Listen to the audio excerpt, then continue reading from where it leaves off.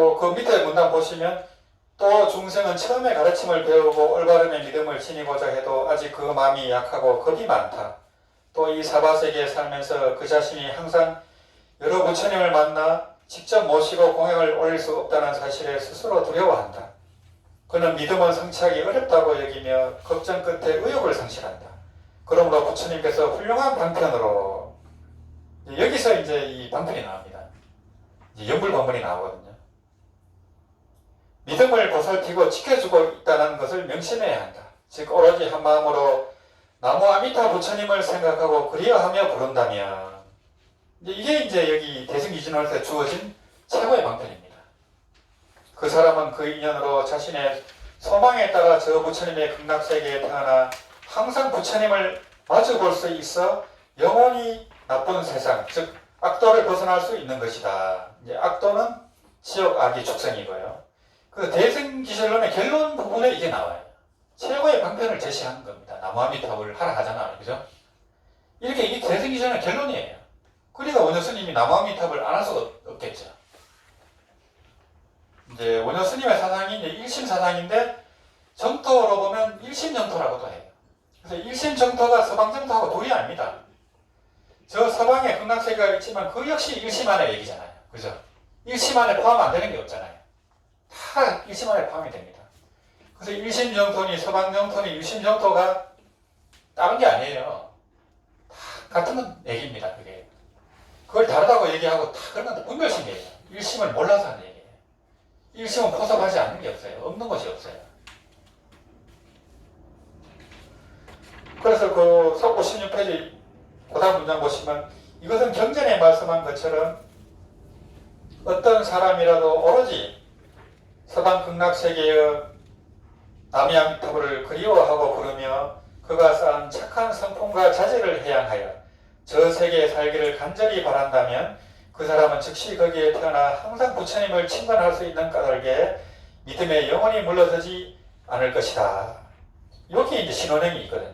그래서 서방 극락세계를 믿고 또 나무아미타불을 그리워하고 부르라 하잖아요. 이게 이제 행이고요.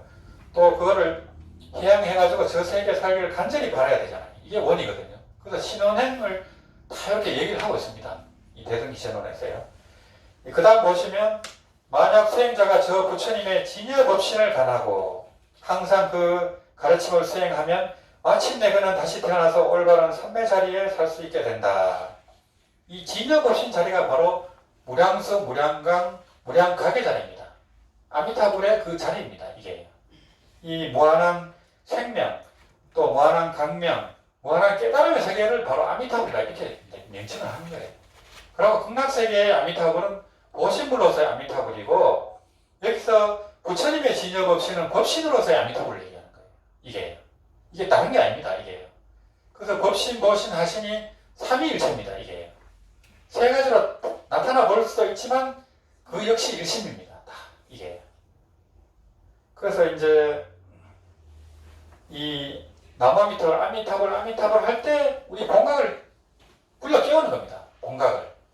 이 무량강, 무량수, 무량각을 계속 불러 깨우는 암호하고 똑같아요. 아미타불 하는 이유가 이제 자기 본래 얼굴을 보려고 하는 거예요.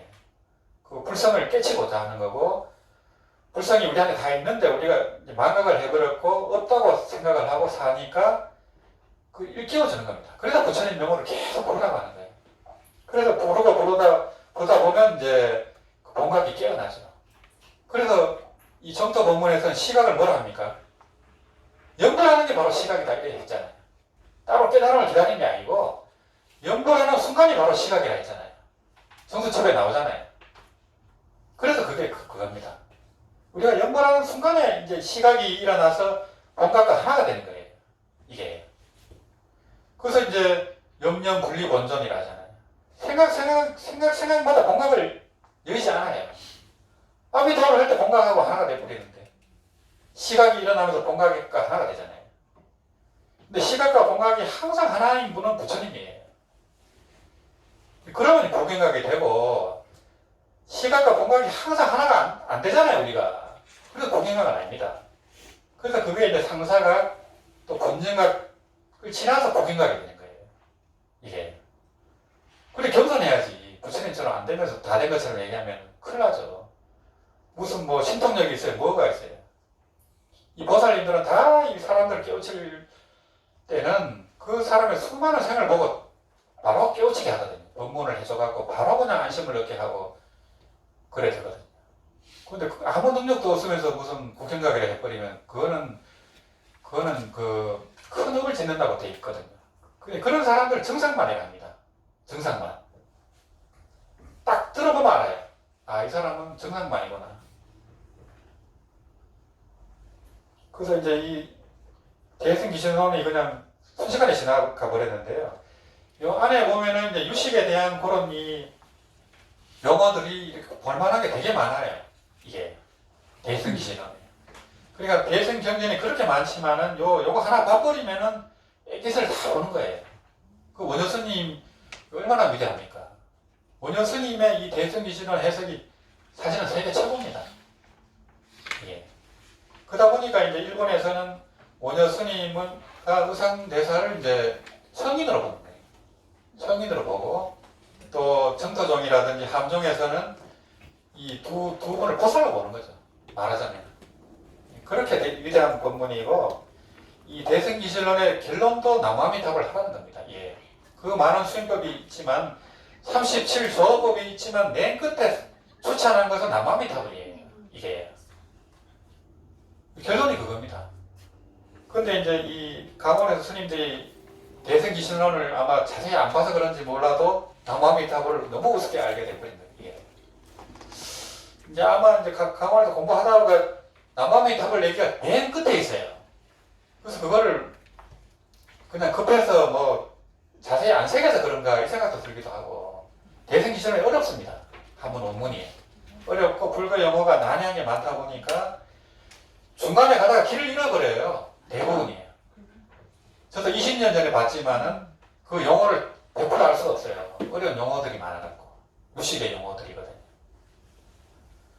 근데 하여튼 이 대승기신론은 1심, 2문, 3대만 알면 돼요.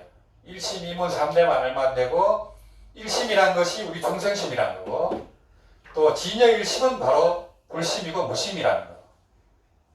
근데 그 진여 1심이 우리 중생심 안에 들어있다는 거예요. 그래서 이제 우리 중생이 진여 1심을 정득해야 부처가 되는 거예요. 이게 중생심에서 끝나는 게 아니고 이 중생이 진여 1심을 정득해야 부처가 되는 거예요. 안 그러면 중생으로 또 사는 겁니다, 그냥. 그래서 이제 깨쳐도 불생불멸이고 못 깨쳐도 불생불멸이지만은 못 깨치면 고통스러워요. 똑같이 불생불멸인데 그래서 깨치라고 하는 거잖아요. 그건 간단하죠. 그래서 이제 우리가 보거든 일체 현상이 한상이고 고통스럽지만은 이게 꿈인 줄 알고 이러면 이게 그대로가 실상이 됩니다. 요 상 그대로가 성이 돼버려요. 색 그대로가 공이 돼버리거든요. 그래서 요 한상 그대로가 실상이 돼버려요. 다 그 무상 실상에서 나쁜 거예요. 실상은 무상이에요. 상이거든요. 실상은 상이 없어요. 실상은 무상인데 이 현상이 펼쳐져 있잖아요. 현상 그대로가 실상이에요. 그게 능엄경 법문의 결론입니다. 이게. 그래서 이제 그 결론까지 가야 되지 중간에 이렇게 되어버리면 사람들이 다 착각합니다. 전부 공에 치우쳐버리고 친제에 치우쳐버리고 이래 됩니다. 대부분이 그렇습니다. 이 깨쳤다는 법문들이 대부분 그래 돼 있어요. 근데 이제 이런 대승기신론이라든지 이런 걸 확고하게 알아버리면은 딱 정안을 갖추게 되잖아요. 안 속습니다. 딱 보면 알아요. 그래서 이제 이 원효 스님이 이 대승기신론을 가장 잘 쓰겠다는 거. 또 금강산매경론도 마찬가지거든요. 원효 스님이 세계 최고입니다. 금강산매경론도. 아무도 설한 사람이 없어요.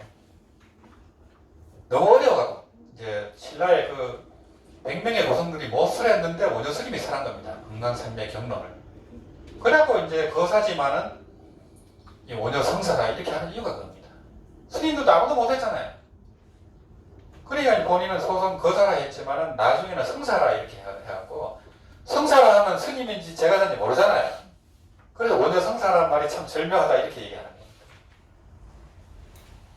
그래서 요 대승기신을 이렇게 하고 하여튼 시간 나실 때 읽어보시면 돼요. 그리고 이제 그 해설서들이 많거든요. 해서서를 보면은 이제 가능하면 이제 큰 스님들 해서서를 보는 게 좋아요. 교수님들 것보다는 큰 스님들 걸 보는 게 좋아요. 각성 스님이라든지 그런 이제 강의식으로 해놓은 것도 있어요.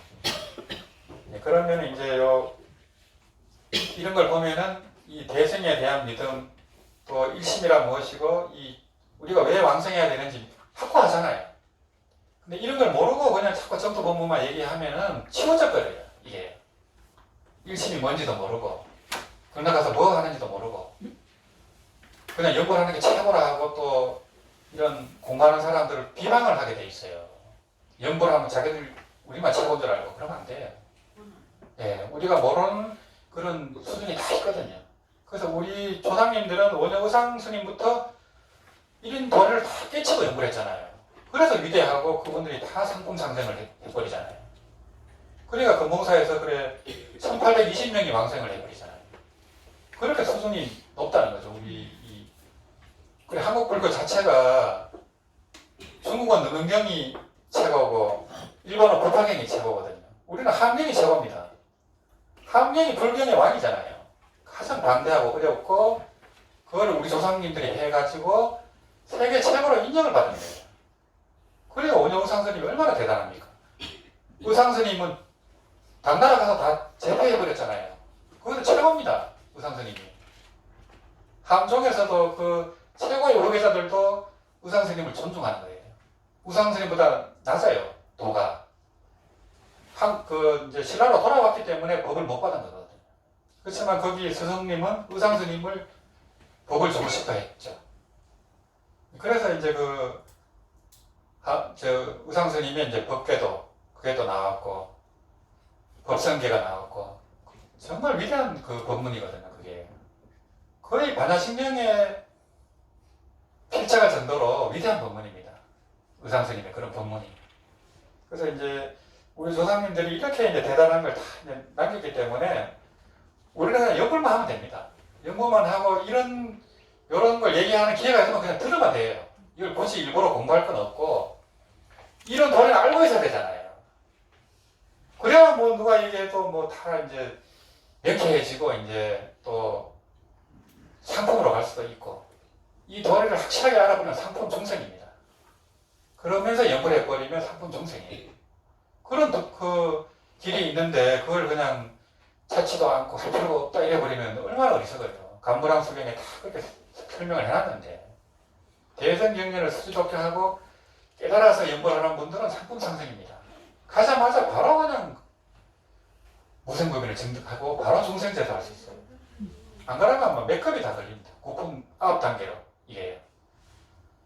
그래 하품은 악인들이 가고 우리는 뭐 목회처도 중품 이상 가잖아요. 근데 조금만 노력하면은 이제 상품도 갈 수 있다는 거. 이런 걸 보면은 이제 희망을 가지게 되거든요. 잠시 쉬었다가 또 진행하도록 하겠습니다.